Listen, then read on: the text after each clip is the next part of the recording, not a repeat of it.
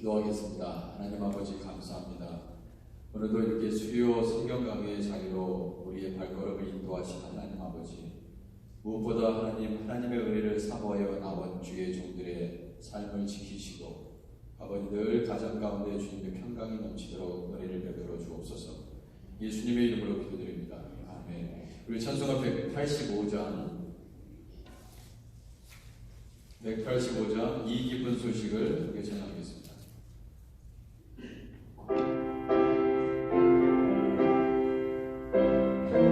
185장입니다.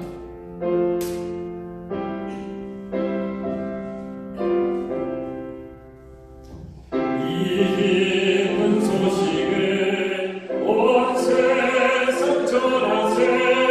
그 바람 구름을 강한 자에게 속이는 성도들 다 전할 소식을 성령이 오셨네. 성령이 오셨네. 성령이 오셨네. 내 주님 보내신 성령이 오셨네. 이 기쁜 소식을 온 세상 전하세. 성령이 오셨네. 나라의 왕께서 조사로 잡힌 자 구원하시고 장자를 주신대. 승리의 노래가 온 성에 들리니 성령이 오셨네. 성령이 오셨네. 성령이 오셨네. 내 주님 보내신 성령이 오셨네. 이 기쁜 소식을 온 세상 전하세. 성령이 오셨네. 한없는 사랑과 계시를 내리시면서 안 믿는 자에게 내 작은 힘으로 고제하리니 성령이 오셨네. 성령이 오셨네. 성령이 오셨네. 내 주님 보내신 성령이 오셨네. 이 기쁜 소식을 온 세상 전하세. 성령이 오셨네. 아멘. 우리 182장 찬양하겠습니다. 감돌같이 흐르는 기쁨.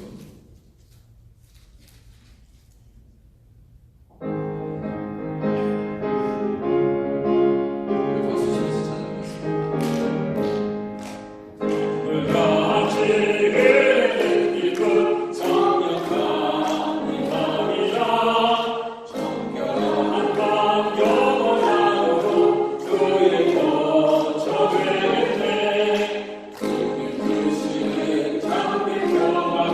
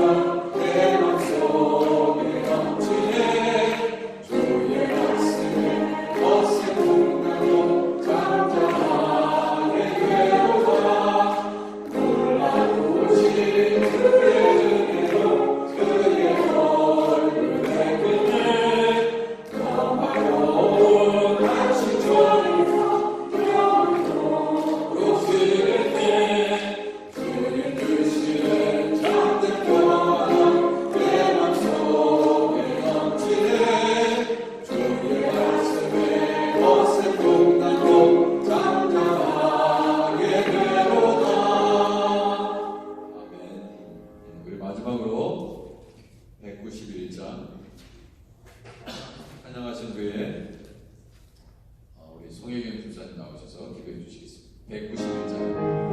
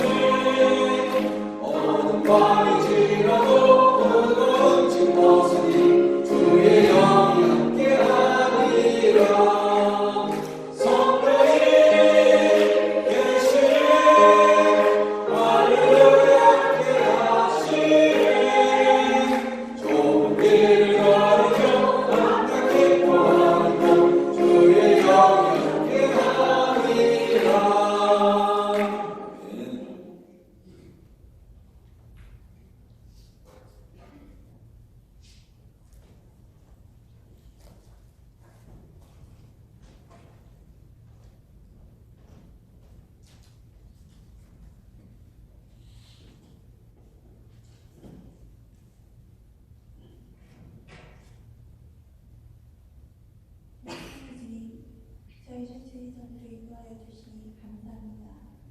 저희들이 연약함을 긍휼히 여기어 주님의 지혜와 용기를 얻게 하여 주옵소서. 이 저녁 말씀 받고 기도함으로 우리 안에 불신앙의 찌꺼기들을 성령님께서 오셔서 저희 눈과 입과 귀를 열어주셔서 저희의 마음과 몸을 깨끗하게 하여 주시옵소서. 주님, 이제 다시 목요일에 세워진 교회에 늘 함께하여 주셔서 은혜와 진리가 가득한 교회가 되게 하여 주시옵소서. 모든 성도가 말씀과 믿음으로 하나 되게 하여 주시옵소서. 이 시간 말씀을 전하시는 목사님께 늘 주님의 크신 권능으로 세우사 새해 힘을 부어 주시옵고 저희들의 가정과 자녀를 보호하여 주시고 믿음으로 승리하게 하소서. 또한 질병과 어려움으로 기도하는 갈급한 심령에게 주님의 은혜로 은혜의 장기로 치료하여 주시고 응답받게 하여 주옵소서. 그리하여 교회 모든 성도들이 믿음으로 주님의 사랑을 나누게 하여 주시옵소서. 주님, 이 시간 하나님 앞에 예배드리는 모든 성도들이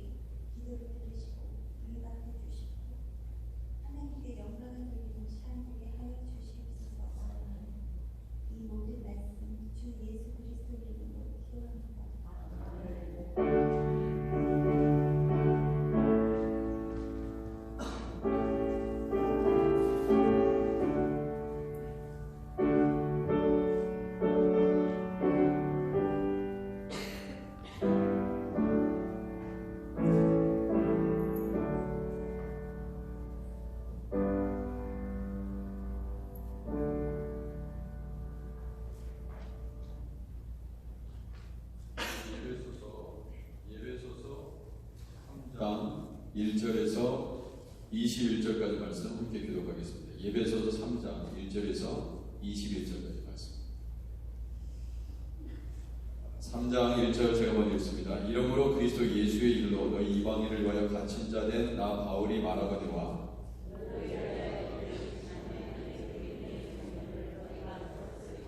곧 계시로 내게 비밀을 알게 하신 것은 내가 먼저 간단히 기록함과 같으니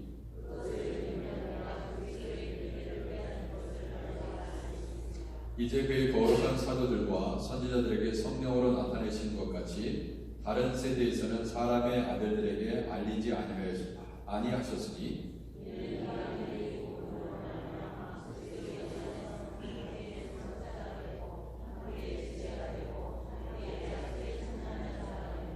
이 복음을 위하여 그의 능력이 역사하시는 대로 내게 주신 하나님의 은혜의 선물을 따라 내가 일꾼이 되었노라.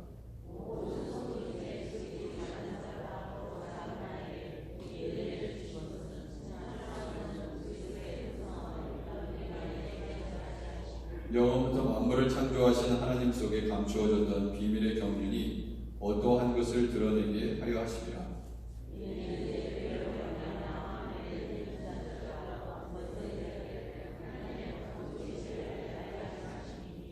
곧 영원부터 우리 주 그리스도 예수 안에서 예정하신 뜻대로 하신 것이라.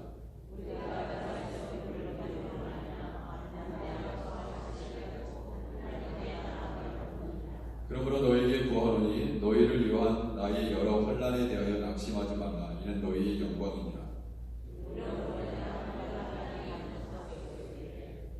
이름을 주신 아버지 앞에 무릎을 꿇고 비노니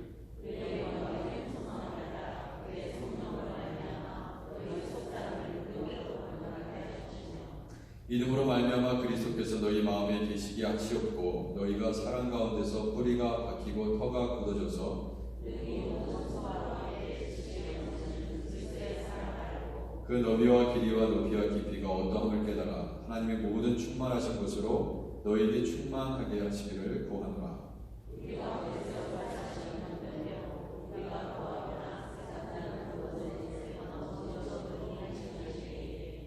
함께 읽겠습니다. 교회 안에서와 그리스도 예수 안에서 영광이 대대로 영원 무궁하기를 원한다.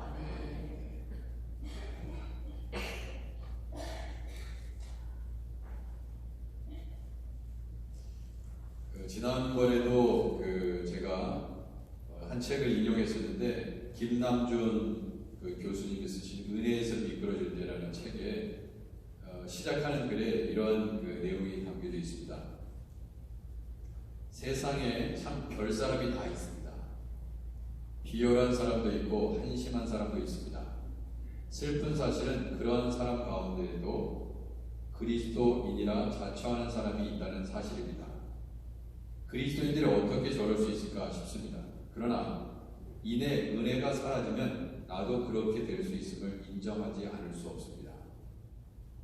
하나님의 은혜가 붙들어 주실 때만 그리스도인도 그리스도인다울 수 있지 하나님의 은혜가 사라지면 우리는 모두 죄인 중에 한 명일 뿐입니다. 은혜의 상태에 있던 그리스도인이 왜 은혜에서 미끄러져 부패하게 될까요? 사실 우리는 이미 이 문제의 답을 알고 있습니다. 그것은 바로 죄 때문입니다. 은혜는 죄를 물러가게 하고 죄는 은혜를 물러가게 합니다. 요즘 계속 예배소서를 통해서 뿐만 아니라 이 바울의 서신의 내용들을 보면 특별히 은혜라는 단어를 굉장히 많이 사용하는 것을 알 수 있습니다. 하나님의 은혜에 대해서 많이 얘기합니다. 예배소서는 바울이 3년 동안 가르쳤던 예배소 교회에 보낸 서신입니다. 예배소서에는 특별히 하나님의 은혜에 대한 단어들이 많이 등장하죠. 긍휼이라는 단어도 많이 등장합니다. 예를 들어서 예배소서 1장 7절에 이미 우리가 첫 번째 시간에 알 수 있었던 것 같이 예배소서 1장 7절에 우리는 그리스도 안에서 그의 은혜의 풍성함을 따라 그의 피로 말미암아 속량고 죄사함을 받았느니라. 그러니까 우리가 그냥 예수 그리스도의 피로 말미암아 속량하고 죄 사함을 받은 것이 아니라 그렇게 받을 수 있었던 이유는 뭐냐면 그리스도 안에서 그 하나님의 은혜의 풍성함 때문이다. 그렇게 얘기하고 있습니다. 또한 예배소서 2장 7절에 보면요. 이는 그리스도 예수 안에서 우리에게 자비하심으로써 그 은혜의 지극히 풍성함을 오는 여러 세대에 나타내라 하십니다. 그러니까 그 은혜도 그냥 단순한 은혜가 아니라 풍성함이다. 은혜가 그냥 그 양이 풍성한 것이다. 이런 그 풍성함을 그 양적인 그러한 미닝을 담고 있습니다. 은혜의 풍성함 때문에 그렇다. 예배소 3장 8절 오늘 말씀에도 모든 성도 중에 지극히 작은 자보다 더 작은 나에게 이 은혜를 주신 것은 측량할 수 없는 그리스도의 풍성함을 이방인에게 전하게 하시기 위한 것이다. 측량할 수 없는 그리스도의 풍성함. 하나님께서 우리에게 은혜를 주시는 것도 또한 그 그리스도의 풍성함을 함께 나누게 하기 위한 것이다. 그렇게 얘기하고 있습니다. 사실 이 예배소 3장 이 내용은 잘 한번 읽어보시면 어떤 내용이냐면 바울의 간증이에요. 바울의 간증. 바울이 언제 자신을 간증했나 싶을 수 있는데 바울의 간증의 내용입니다. 이를테면은 3장 2절에 보면요 이런 얘기가 있죠. 너희를 위하여 내게 주신 하나님의 그 은혜의 경륜을 너희가 들었을 터이라. 이것이 간증의 내용입니다. 본인이 어떠한 은혜를 경험했는지. 그런데 그 은혜의 내용들을 보면은 어떤 거냐면 하나님께서 은혜를 주신 것은 그 바울 그 개인에게 하나님께서 은혜를 베푸실 뿐만 아니라 결국은 다 너희를 위한 거야. 너희를. 이런 거예요. 항상 그 은혜를 하나님이 내게 주신 은혜는 단순히 나를 위한 나만을 위한 은혜가 아니라는 것을 바울이 정확하게 얘기하고 있다는 것입니다. 여러분 하나님께서 우리에게 은혜를 주시는 것은 여러분만을 위한 은혜가 아니라는 것을 여러분 기억하시기 바랍니다. 바울은 그것을 너무나 잘 알고 있었어요. 왜 하나님께서 나를 부르셨을까?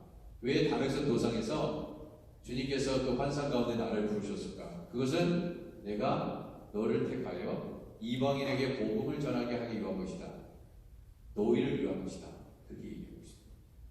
그래서 너희를 위하라는 이 얘기가 정말 중요한 간증이에요. 너희를 위하여 내게 주신 하나님의. 그러니까 하나님께서 바울에게 놀라운 많은 은혜를 주셨는데 그거 다 너희를 위한 것이다. 이거예요. 너희를 위하여 내게 주신 하나님의 그 은혜의 경륜을 너희가 들었을 터이라 이렇게 얘기하고 있다는 것입니다. 자, 조금 진도를 더 나가서 예배소 3장 16절에 보세요. 항상 이 바울이 생각하는 것은 너희들이에요. 예배소 교인들이겠죠. 여기서는 그의 영광의 풍성을 따라 그의 성령으로 말미암아 너희 속사람을 능력으로 강건하게 하시고. 이게 바울의 기도의 내용이에요. 너희들이 정말 속사람을 능력으로 강건하게 성령으로 말미암아 그렇게 됐으면 좋겠다. 그리고 예배소 3장 17절에 보세요. 또 얘기합니다. 믿음으로 말미암아 그리스도께서 너희 마음에 계시게 하시옵고. 너희 마음에 그리스도께서 계시게 하시옵고. 너희가 사람 가운데서 뿌리가 바뀌고 터가 굳어져서 결국 내가 이렇게 너희를 향해서 이 서신을 쓰고 너희를 위해서 기도하고 있는 이유는 단 한 가지다. 이런 것이 다 이유가 된다는 것입니다. 너희가 사람 가운데서 뿌리가 바뀌고 터가 굳어져서 능히 모든 성도와 함께 지식이 넘치는 그리스도의 사랑을 알고. 그러니까 네가 정말 너희가 그리스도의 사랑을 알기로 한다. 그 너비와 길이와 높이와 깊이가 어떠함을 너희가 깨닫기를 원한다는 뜻이죠. 하나님의 모든 충만하신 것으로 너희에게 충만하게 하시기를 구하노라. 그래서 바울은 어떤 사람인지, 왜 하나님께서 이 바울을 그렇게 사랑하셨을까? 이전에도 제가 이 말씀을 드렸던 것 같은데, 이 바울은요, 예수님을 위해서 모든 것을 다 버린 사람입니다. 우리가 정말 예수님을 위해서 우리 자신을 정말 다 버릴 수가 있는가? 빌립보서 1장 20절에 이런 기록을 남겨놓고 있습니다. 나의 간절한 기대와 소망을 따라 아무 일에든지 부끄러워하지 아니하고 지금도 전과 같이 온전히 담대하여 살든지 죽든지 내 몸에서 그리스도가 존귀하게 되게 하려 하나님께서, 살든지 죽든지 내 몸에서 그리스도가 존귀하게 되려 합니다. 이는 내게 사는 것이 그리스도니 죽는 것도 유익합니다. 정말 이 말씀을 묵상할수록 정말 제 자신이 참 부끄러워지는 것 같아요. 우리가 살기 위해서 얼마나 몸부림칩니까? 사실 예수 안에서 우리가 죽는 것이 하나님께서 원하시는 뜻인데, 얼마나 우리가 살려고 바둥치는지 모르겠습니다. 조금 더 손해보는 삶을 살기를 원하지 않고, 조금 더 양보하려는, 조금 더 용서하려는 그런 마음 없고, 내 생각만 고집하고 내 생각만 옳다고 얘기하는 나의 모습, 다른 사람들에 대한 배려는 없고 오직 나를 향한 그러한 일만. 그리고 예수님도 결국 내가 이 세상에서 무엇을 얻기 위해서 믿는 것 같고, 끊임없이 버려야 되는, 그리고 하나님께서 원하시지 않는 것들을 자꾸 버리고 없애고 떨어내야 되는데, 그러지 않는 우리의 모습은 없지 않나 다시 한번 생각해 봅니다. 바울은 결국 하나님께서 바울을 부르신 목적을 너무나 정확하게 알고 있었기 때문에요, 늘 교회를 생각하고 성도들 생각밖에 없었습니다. 늘 교회를 생각했어요. 그리고 그 교회를 구성하고 있는 성도들 생각밖에 없었습니다.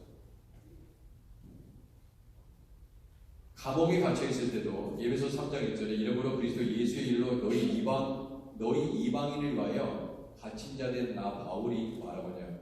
이 사람은 교만해서 이렇게 얘기하는 것이 아닙니다. 그리스도 예수의 일로 인해서 너희 이방인을 위하여 갇혔다 이거예요. 아니 여러분, 이런 의미를 아시겠어요?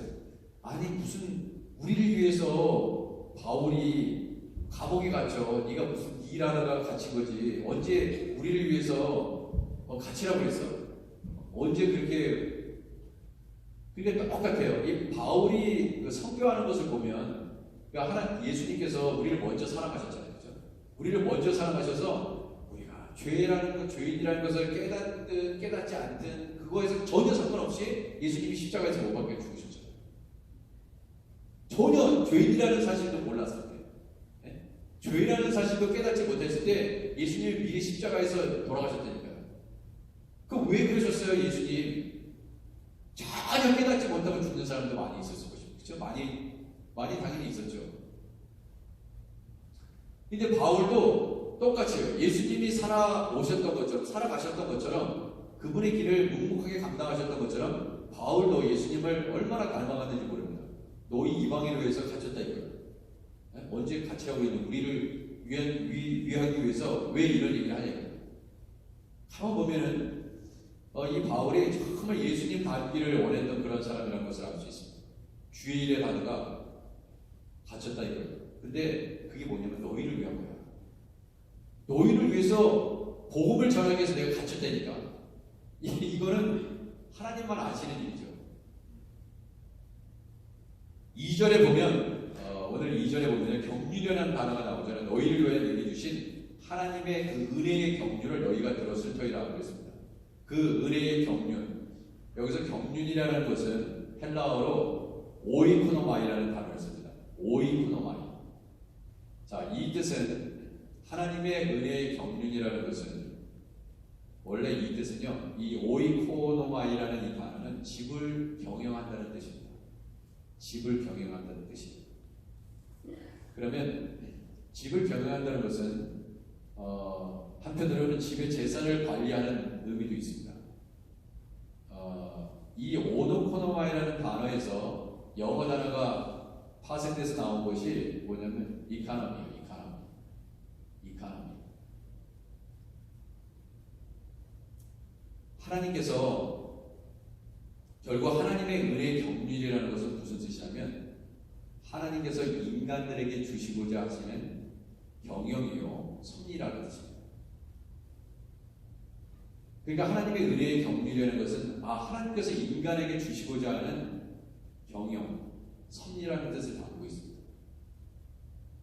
은혜는 헬라어로 카리스라는 단어인데 인간의 구원을 위한 하나님의 경영, 그러니까 인간을 구원하기 위해서 하나님께서 경영을 하시는데 이카노미, 그러니까 오이코노마이를 하시는데 그게 뭐냐면 어떠한 방법으로 하냐면 은혜라는 방법으로 한다는 거예요. 하나님의 경영 원칙이 뭐냐? 은혜라는 거예요. 하나님의 경영 원칙. 그것이 오이코노마이. 그러니까 이 복음이라는 것도 여러분 꼭 기억하셔야 되는 게 뭐냐면 그냥 복음 그러면 안 됩니다. 바울은 항상 복음 앞에 어떠한 단어를 붙이기를 좋아하냐면 은혜라는 것을 붙이기를 좋아했습니다. 그 복음은 어떤 복음이냐? 여러분 원래 이 소유격이라는 것 하나님의 은혜의 복음이라는 단어를 할 때 하나님의 본문 의 하면은 어디로부터 속한다는 의미가 있잖아요. 그러니까 이 복음이라는 것은 어디서부터 온 거냐? 하나님의 은혜로부터 왔다. 그냥 복음이 아니라는 것입니다. 그 출처가 어디예요? 그 기원이, 그 소속이 하나님의 은혜라는 뜻입니다. 그 복음은 하나님의 은혜로 우리에게 왔다는 것입니다. 자, 3절에 보시면은 또 비밀이라는 단어가 나옵니다. 곧 계시로 내게 비밀을 나누게 하신 것은 계시. 자, 이 계시라는 단어를 여러분 기억하시기 바랍니다. 이 계시라는 것은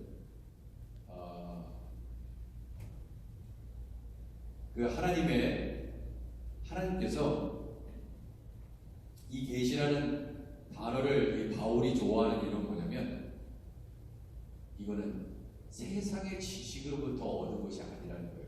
그러니까 이 계시는요 하나님이 직접 주신 것이라는 거예요. 그렇기 때문에 세상의 어떤 지식,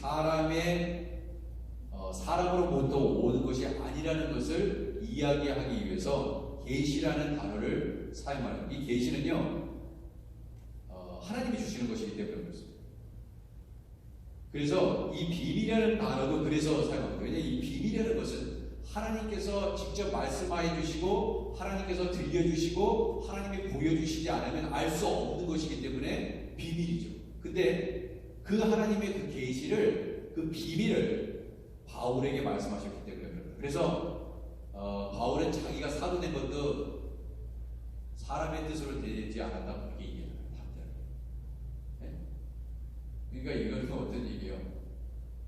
신학교 졸업해가지고 물론 신학교 졸업하는 것도 신학교에서 공부하는 것도 하나님의 뜻 가운데 하는 거지만 그렇게 어떤 인간적인 어떤 방법으로 내가 사도가 된 것이 아니라 이런 것을 굉장히 많이 강조합니다. 왜냐하면 당시에는 어떤 의미가 있어요. 그 예루살렘 사도 결국 예루살렘 그 사도들 그 예수님의 직계 제자들을 통해서 가르침을 직접 받고 그 문화에서 훈련을 받고 이런 과정을 통해서 사도라는 것이 탄생이 되는 것인데 예수님은 사실 바울은 어떻게 했어요? 바울은 환상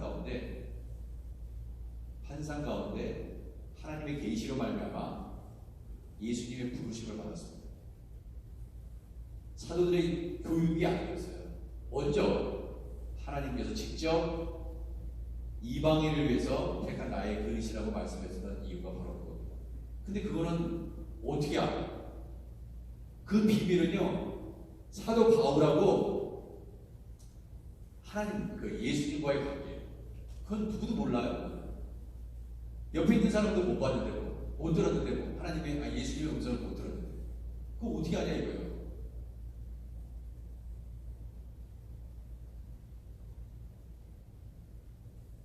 로마서 16장에 보면은 16장 25절에 나의 복음과 예수 그리스도를 전파함은 영세 전부터 감추어졌다가 바울은 본인이 하나님 앞에 이렇게 사도로 택함을 받고 하나님 앞에 부름을 받은 것은 영세 전부터 감추어졌다가 이제는 나타내신 바 되었고 영원하신 하나님의 명을 따라 선지자들의 글로 말미암아 모든 민족이 믿어 순종하게 하시려고 알게 하시는 바. 그러니까 하나님은 모든 민족이 다 구원받기를 원하시잖아요. 그런데 모든 민족이 다 믿어 순종하게 하시려고 그것이 하나님의 뜻인데 여러분 그 뜻을 이루어가기 위해서 바울은 그것을 하나님의 계시의 말씀으로 받고 그 말씀에 순종해서 그 신비의 계시를 따라 된 것이니 이 복음으로 너희를 능히 경고하게 하실 지혜로우신 하나님께 예수 그리스도로 말미암아 영광의 세세의 무궁하도록 있을지어다 그렇게 얘기했습니다. 그래서 하나님의 비밀이라는 것은 다른 것이 아니라 하나님의 비밀이 뭐예요? 그리스도입니다. 그리스도 예수예요. 하나님의 비밀이 그리스도입니다. 왜? 골로새서 2장 3절은 이렇게 얘기하고 있습니다. 골로새서 2장 2절 보세요. 이는 그들로 마음에 유한을 받고 사랑 안에서 연합하여 확실한 이해의 모든 풍성함과 하나님의 비밀인 그리스도를 깨닫게 하려 합니다. 하나님의 비밀이 그리스도다. 정확하게 골로새서 2장 2절은 얘기하고 있습니다. 근데 그 비밀이요 영세전부터 있다가 감춰졌던 것이 다 드러났다는 것입니다. 하나님의 비밀은 곧 그리스도다. 그 안에는 지혜와 지식의 모든 보화가 감춰져 있느니라. 내가 이것을 말하면 아무도 교만한 말로 너희를 속이지 못하게 하려니 이는 내가 육신으로는 떠나 있으나 심령으로는 너희와 함께 있어 너희가 질서 있게 행함과 그리스도를 믿는 너희 믿음에 굳건한 것을 기쁘게 보리라. 자, 제가 중간에 다시 한번 이분의 쓰신 글을 하나 인용을 하겠습니다. 여러분 은혜라는 게 있잖아요. 은혜라는 것을 굉장히 많이 강조하고 있는데 1923년에 9월 1일 1923년 9월 1일 이때 무슨 일이 일어났었는지 혹시 아시는 분 계세요? 1923년 9월 1일 태어나지도 않았는데 1923년 도쿄에 큰 지진이 일어나서 약 20만 명이 죽고요 250만 명가량이 집을 잃었던 사건입니다. 일본은 워낙 지진이 많은 나라니까 몇 명이 죽었다고요? 네? 몇 명이 죽었다고요? 여러 기억을 잘 못하십시오. 20만 명 그리고 몇 명가량이 집을 잃었어요? 방금 읽어드렸던 우리는 제가 오늘 누구하고 얘기했는데 목사님은 정말 성도를 많이 사랑하시는 것 같아요. 제가 그래서 어떻게 하셨어요? 설교를 보면 아세요. 설교 그냥 막 좋은 거 막 있는 대로 다 퍼주기 위해서 여러 가지 말씀을 하시는데 너무 좋은 것만 주다 보니까 그 좋은 것이 뭔지 잘 모를 때가 있습니다. 그러더라고요. 그래서 제가 회개해야 되겠다 그런 생각했어요. 그래서 이제 말하자면 좋은 약도 아무리 좋아도 한약도 먹고 약약도 먹고 별로 약을 다 처방해가지고 효력이 안 나타날 때 있잖아요. 그래서 어느 때는 양약 주고 어느 때는 그러니까 음식도 어떤 때는 이탈리안 어떤 때는 차이니즈 이렇게 줘야겠다. 짬뽕으로 주니까 사람들이 힘들어하구나. 그래서 회개하는 마음이 들었습니다. 바로 읽어드리게 기억을 못하는데 그래서 목사님 성도들을 신학생활로 생각하지 마십시오. 신학생. 우리 교회의 장유정 주인님이 장신대 출신입니다. 그런데 목사님 설교 들어보니까 신학교 교수님이 설교하는 거예요.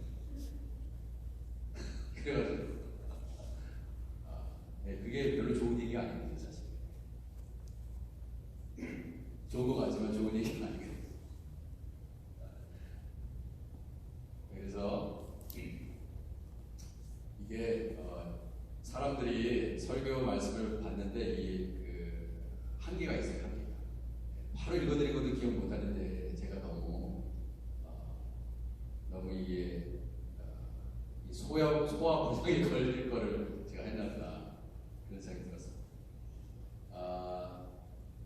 20만 명이 죽고 250만 명 가량이 집을 잃었는데 이 소식을 듣고 미국이 즉시 수송선 150척 분량의 구호품을 일본에게 전달했습니다. 150척 대단하죠. 근데 당시 일본의 천황이었던 히로히토 천황이 미국 대통령에게 이렇게 얘기했다고 합니다. 일본인은 미국 국민에게 감사하며 이 은혜를 영원히 잊지 않을 것이다. 이 은혜 얼마나 감사한 일이에요, 그죠? 그렇게 해서 편지를 썼습니다. 친필로 써서 줬어요. 그런데 1941년 12월 7일 무슨 일이 있었죠? 일본군이 미국의 진주만을 공격했습니다. 인간은 이렇게 쉽게 은혜를 입는다.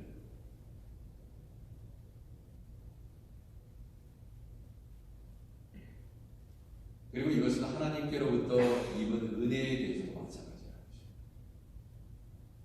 것이죠. 사실 하나님께 받은 은혜가 정말 큰 게 많지 않아요.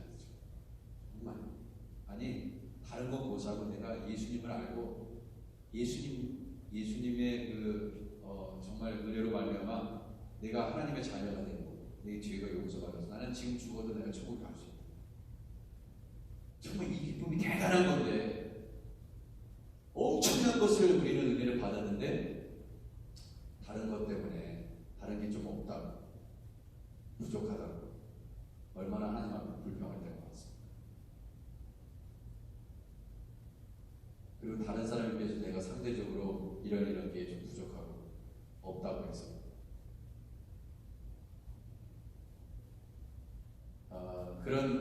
이 책에 이런 글을 썼습니다. 은혜를 받는 것보다 더 힘든 것이 뭐예요? 은혜를 지키는 일입니다. 은혜 받는 건 되게 근데 은혜를 지키는 건 힘들어요. 사랑하는 것보다 그러니까 우리가 적용할 수 있겠죠. 사랑하는 것보다 사랑받는 것보다 사랑하는 것보다 더 힘든 게 뭐예요? 사랑을 지키는 것입니다. 아내와 남편이 처음 만나서 언약식을 결혼 예식을 통해서 약속했다고 했잖아요. 장난한 겁니다. 네, 장난하세요.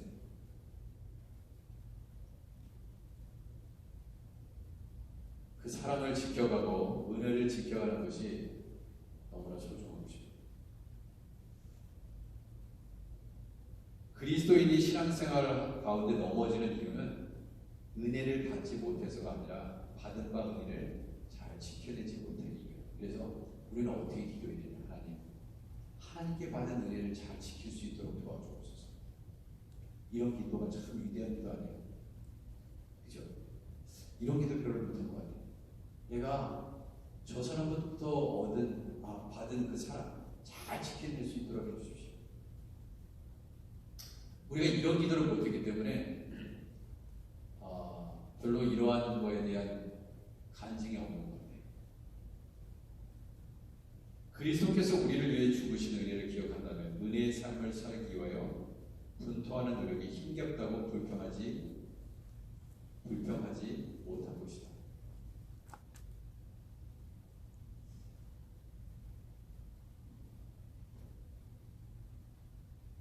이 하나님의 비밀은요, 하나님의 비밀이 그리스도라고 방금 말씀드렸는데, 이 하나님의 비밀은 세상의 지식이 아닙니다. 세상의 지식이 아닙니다. 세상에서 안 가르칩니다. 그리스도의 하나님의 비밀이 그리스도라는 것은 오직 성경만 가르칩니다. 오직 성경. 그래서 이 바울은 어떻게 얘기하고 있냐면 그리스도의 하나님의 비밀이 그리스도라는 것은 세상으로부터 얻는 지식이 아니다. 절대로 세상은 그렇게 가르치지 않는다는 것입니다. 세상은 어떻게 가르쳐요? 세상에 얼마나 예수 이외에 그리스도라는 예수 이외에 그리스도는 많아요. 그런데 하나님의 비밀이 곧 예수님이 그리스도라는 것을 가르치는데 오직 그것은 성경만이 가르치고 있는 거기 때문에 세상의 지식이 아니라고 얘기합니다. 그리고 세상은 알 수도 없다고 얘기합니다. 고린도서 1장 21절에 하나님의 지혜에 있어서는 이 세상이 자기 지혜로 하나님을 알지 못하고 그랬어요. 아무리 나중에 그 스티븐 호킹도 죽을 때 이 사람이 가끔 정신이 있어서 그런 거지 마치 신이 있는 것처럼 얘기했다가 죽을 때는 신이 없다고 얘기해 죽었잖아요. 세상에 아무리 대단한 천재라 할지라도 대단한 능력자라 할지라도 자기 지혜로 이게 고린도전서 1장에 정확하게 바울이 세상이 자기 지혜로 하나님을 알지 못합니다. 하나님의 비밀, 그러니까 하나님께서 친히 계시해 주지 않으면 여러분에게 깨닫게 해주시는 그 하나님의 은혜를 부어주시지 않으면 절대로 모른다는 거예요. 절대로 알 수 없는 일이라는 것입니다. 배워서 되는 게 아니라는 거예요. 세상적인 지식으로. 근데 오히려 정말 이 세상에 미련한 것이 있는데 그것이 어떤 미련하면 전도다. 이게 전도가 미련한 것이. 전도가 지금 미련한 예수님이 너를 위해서 죽으셨어. 자보세요. 너를 위해서 죽으셨어. 예수님이 십자가에서 너를 위해서 죽으신 거야. 어떤 사람이 나한테 그렇게 얘기했어. 그래서 내가 예수님을 믿게 된다는 게 이해가 되세요? 이해가 되시죠? 예수님이 나를 위해서 죽으셨어? 그거 어떻게 알아요? 그럼 증명해요. 그럼 얘기를 합니다. 증명할 수 있는 방법은 성경뿐이 없지. 우리가 할 수 있는 방법. 근데 그게 믿어지는 거 있잖아요. 그게 믿어지는 것은 세상적인 방법으로 안 된다는 것입니다. 어떻게 가능하냐? 하나님의 은혜가 임하여야 됩니다. 그러니까 여러분들은 내가 말의 재주로 저 사람을 막 굴복시켜가지고 내가 논리적으로 설명해서 하나님이 있다는 것을 무슨 3단 논법에 의해서 증명해가지고 그렇게 해서 할 생각은 안 된다 이거예요. 그렇게 하면은 죽어도 깨어나도 안 됩니다. 여러분은 안 돼요. 근데 계속해서 얘기하는 거예요. 하나님이 너를 사랑하셨어. 너를 위해서 십자가에서 죽으셨어. 너의 죄를 위해서 죽으셨어. 근데 그게 없는 순간 믿어지더라는 거예요. 왜 그런 거냐? 하나님 은혜가 있는 거예요. 그러니까 하나님의 내가 저 사람을 변화시키려고 하면 절대 안 변합니다. 네? 절대 변하지 않아요. 내가 변화되지. 네? 그 사람이 무슨 변화되지. 그러므로 하나님의 은혜라는 것이 얼마나 중요한 것입니다. 그러면서 고린도서 2장 8절에 뭐라고 이 지혜는 그러니까 하나님으로부터 오는 이 지혜는 이 세대 통치자들이 한 사람도 알지 못하였나니 만일 알았다라면 영광의 주를 십자가에 못 박지 아니하였으리라 이렇게 얘기해요. 그리고 또 왜 우리가 하나님의 은혜를 제대로 누리지 못하고 받지 못하는 이유가 뭐냐면 영적인 방해가 있다는 것입니다. 그 중에 이 세상의 신이 믿지 아니하는 자들의 마음을 혼미하게 하여 그리스도의 영광의 복음의 광채가 비치지 못하게 하느니 그리스도는 하나님의 형상이다. 여러분이 하나님의 은혜를 받지 못하도록 했잖아요. 그리고 때때로 하나님의 은혜의 자리에서 떠나도록 끊임없이 영적인 방해가 있다는 것입니다. 우리는 이게 무슨 하나님의 은혜 없이는 신앙생활 할 수 없습니다. 여러분 하나님의 은혜가 떠나면요 정말 신앙생활하기 힘들어요. 근데 하나님의 은혜가 임하면 모든 일을 감당할 수 있습니다. 바울은요 갈라디아서 1장 11절에서 이렇게 얘기합니다. 형제들아 내가 너희에게 알게 하노니 내가 전한 복음은 사람의 뜻을 따라 된 것이 아니라 사람의 뜻을 따라 된 것이 아니라 결국 우리가 목회자로 부름받는 것도 마찬가지고 장로님으로 세워지는 것도 마찬가지고 안수 집사님으로 세워지는 것도 사람의 뜻을 따라 된 것이 아니라 오직 예수 그리스도의 뜻으로 되는, 여러분 이것이 하나님의 뜻으로 됐구나, 내가 하나님의 뜻으로 내가 목회자가 됐구나, 그런 거 하고 내가 신학교 졸업하고 노회에 목회자 지망생으로 또 캔디데이트로 그런 무슨 절차를 거쳐가지고 내가 결국 목사가 되었어, 이런 거 하고 그런 것들에는 다 하나다. 하나님으로부터 내가 이 소명을 받았자 하면은 감당할 수 있는 거예요. 여러분 보세요. 왜 주님의 일을 하다가 이게 목회를 하다가 다 내어버리고 다 그냥 다 버리고 그냥 막 세상으로 가잖아요. 세상 지옥으로 가는 사람도 있습니다. 소명 받았다고 언제를 그래놓고 막 그렇게 얘기하는 사람이 있어요. 근데 그건 뭐냐면 하나님으로부터 받은 소명, 그러니까 하나님으로부터 이 일은 사람의 뜻, 내 뜻도 아니고 누구의 뜻도 아니고 뭐 부모님이 그렇게 하라고 했다고 옆에 있는 그런 목사님이 너 하라고 해서 그런 게 아니라 결국 뭐냐면 사람의 뜻으로 된 것이 아니라 정말 하나님께서 나를 부르셨구나, 이거에 대한 이 비밀을, 이것을 하나님으로부터 계시로 받지 않으면 갈 수 없는 것입니다. 하나님께서 여러분들을 장로님과 집사님과 권사님으로 세웠다는 그런 확신이 있으면 우리가 엉터리로 살 수 있어요?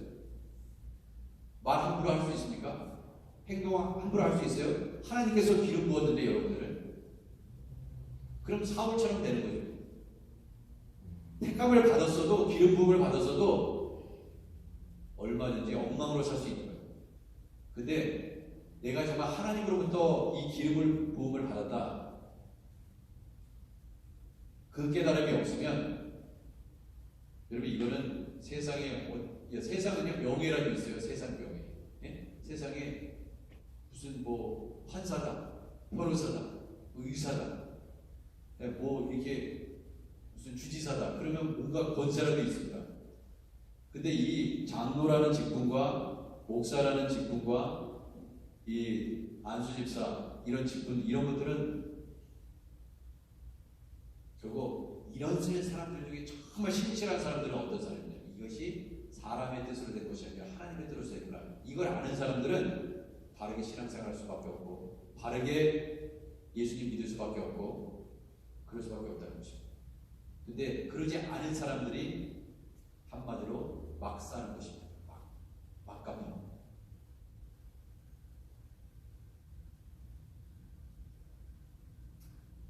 바울은 이는 내가 사람에게서 받은 것도 아니요 배운 것도 아니다, 내가 전한 복음이 그렇다는 거예요. 예수 그리스도의 복음은 철저히 하나님의 계시로 된 복음이기 때문에 내가 누구한테 배운 게 아니고, 베드로한테 배운 것도 아니고 뭐 야고보한테 배운 것도 아니고 그 누구한테 배운 것도 아니다. 내가 사람에게서 받은 것도 아니고 배운 것도 아니요 오직 예수 그리스도의 계시로 받았다, 이렇게 얘기해요. 하나님한테 뭐 직접 받았다는데,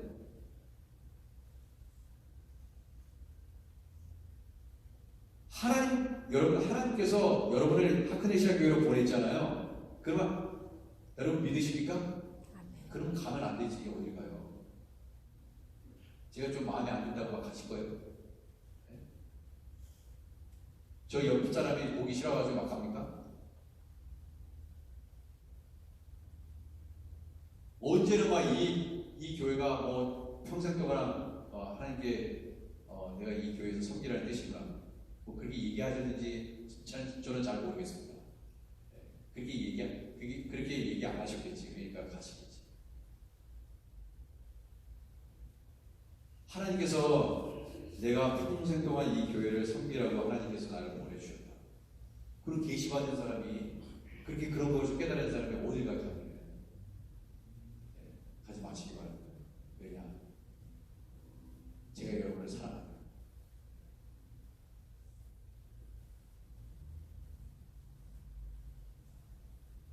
하나님께서 이렇게 얘기합니다. 바울이 고린도전서 2장 10절에 오직 하나님이 성령으로 이것을 우리에게 보이셔 성령은 모든 것, 곧 하나님의 깊은 것까지도 통달하시느니라. 결국 사람의 일을 사람의 속에 있는 영 외에는 누가 알리요? 이와 같이 하나님의 일도 하나님의 영 외에는 아무도 알지 못하니라 했습니다.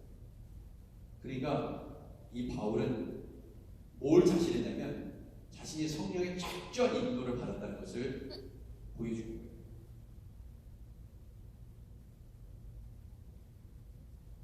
때때로 사람의 말도 귀 기울여 잘 들어야 됩니다.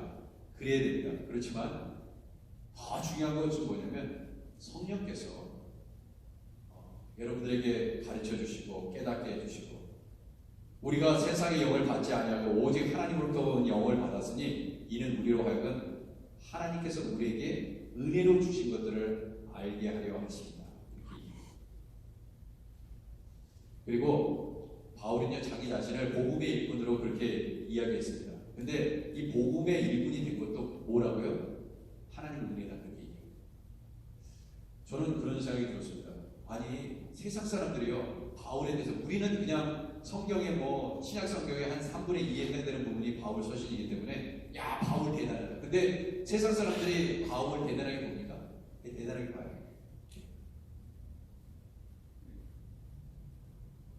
대통령이 더 대단하지.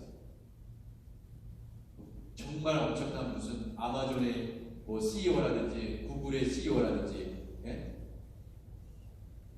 그런 사람이 대단하게 보이지 바울이 보고 대단하게 보입니다. 근데 정말 대단한 거죠. 나중에 하나님께서 나중에 이런 생각을 해보게 됩니다. 하나님 앞에 딱 섰을 때 주님이 우리 뭐라고 말씀하십니까? 너는 나와 복음을 위하여 그리고 내가 사랑하는 성도를 위해서 너는 뭐 했냐? 어떤 일을 했냐? 그건 물어보시고 그것은 세상에 어떤 직을 갖고 있는 사람이든 그거에 관계없어요. 나중에 하나님께서 세상의 직업 순서대로 하나님이 하시지 않습니다. 무슨 일을 하지 않으세요. 세상의 직업은 직업이고 그 직업을 통해서 나와 복음을 위해서 뭘 했냐가 중요합니다. 어떤 직업이 돼서 상관없습니다. 무슨 일을 했는지 중요하지 않습니다. 교회에 어떤 직분을 갖고 있는지 중요하지 않습니다. 근데 목사는 목사로서 장로님은 장로님으로서 권사님은 권사님으로서 뭘 했냐 나와 복음을 위해서 그리고 성도들을 위해서 그 분명히 물으실 거예요.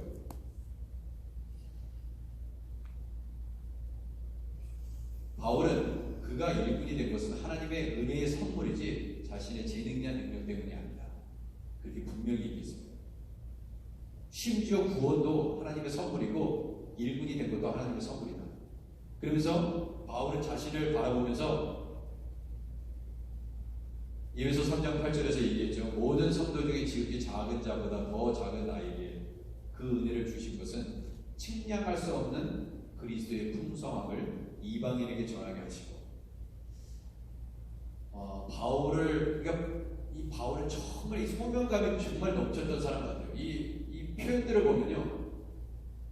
바울의 모든 서신들이 다 그런 것 같아요. 어떻게 이렇게 자기 자신의 그러니까 바울을 향한 하나님의 그 계획을 이렇게 철저히 깨달은 사람이 어디 있었을까? 여러분 하나님이 저와 여러분과 저를 향한 그 계획 있잖아요. 그것을 철저히 깨닫는 것이 굉장히 중요한데 너무나 기가 막히게 깨닫고 있잖아요. 근데 이걸 보면은요 저는 무슨 생각이 드냐면 바울이나 나도 바울이 깨달은 거 결국 나도 깨달아야 되는 것이고 나도 이렇게 살아야 되는 거거든요. 여러분 바울을 통해서 뭐를 배웁니까? 바울 통해서 하나님께서 말씀하시네. 똑같아요. 바울처럼 살아야 된다고요. 여러분 제가 똑같이 바울처럼 사는 거예요. 바울이 이렇게 얘기했어. 모든 성도의 지극히 작은 자보다 더 작은 나에게 은혜를 주신 것은 측량할 수 없는 그리스도의 풍성함을 이방인에게 이게 바울의 미션 스테이트먼트입니까? 페이스 스테이트먼트예요? 여러분과 저에게도 동일한 스테이트먼트가 되죠. 그거를 깨달아야 되는 거예요. 이거 바울이고 나는 나다. 이게 아니라 측량할 수 있는 그리스도의 풍성함을 이방인에 전하게 하는 거예요. 그럼 바로 이웃에게 전하는 일이고, 내 친구에게 전하는 것이고, 내 어머니와 내 자녀에게 전하는 것이고, 내 아버지, 내 남편에게 전하는 것이다 이거예요. 이거는 바울만을 위한 것이 절대 아닙니다. 영원부터 만물을 창조하신 하나님의 속에 감추었던 비밀의 경륜이 어떠한 것을 드러내려 하십니다. 측량할 수 없는 그리스도의 풍성함. 무슨 자로 재일 수 없다는 것입니다. 무슨 어떤 방법으로 그게 측량할 수 없는 거예요. 아넥시크 니아스톤. 절대로 끝내 찾을 수 없는, 결국 찾지 못한, 너무나 하나님의 그 은혜의 경륜이, 비밀의 경륜이 너무나 깊고 위대해서 우리는 찾지도 못합니다. 제가 그런 생각이 들었습니다. 만약에 이 벌레가 말이죠, 벌레가 아니면 이게 작은 어항에 평생 동안 살아가는 한 물고기가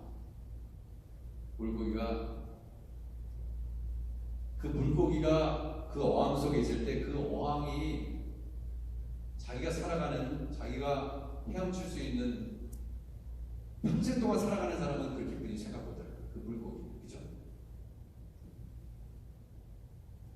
여기 뉴욕에만 사는 사람들은요, 그 바깥 세상을 경험하지 못하면 얼마나 세상이 넓은지 우리는 모르잖아요. 나가보지 못해서. 근데 이 개미 한 마리가, 아마 이 성전에 한 마리가 들어와가지고 평생 동안 여기를 다 경험하게 될지 저는 모르겠습니다. 다 구석구석 다 돌아다니는 개미 한 마리가 다 이 성전 안을 다 기어다닐지 안 다닐지 모르겠어요. 다 기어다니고 죽을지 살지 이제 모르겠어요. 근데 이 개미가 이 성전을 다 돌아다니다가 죽을지 안 죽을지도 모르는데, 이 성전 밖에, 아니 이 온 우주 공간에 측량할 수 없는 그 엄청난 그 넓은 공간에 그렇게 넓다는 게, 이 우주가 넓다는 것을 알 수 있겠냐 이겁니까? 우리 생각으로 우리도 이 우주가 얼마나 넓은지, 지금도 우주가 팽창하고 있다며요. 근데 그것을 어떻게 알 수 있냐 이거예요.